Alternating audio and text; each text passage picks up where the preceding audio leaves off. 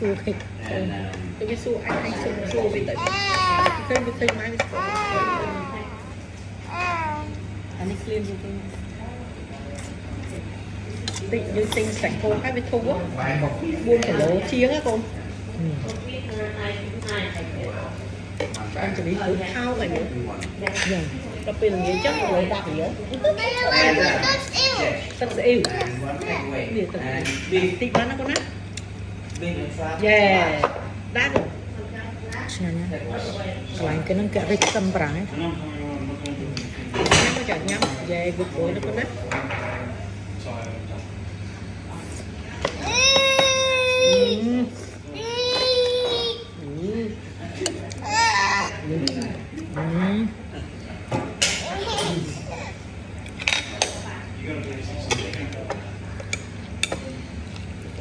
This is soy sauce.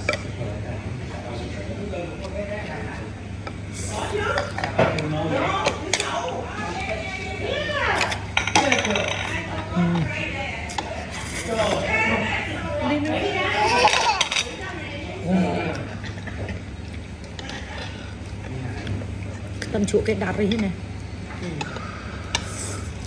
cái chanh không liền trên kia rồi này nó mấy cái chuyện không dám đi đặt tập 2 tí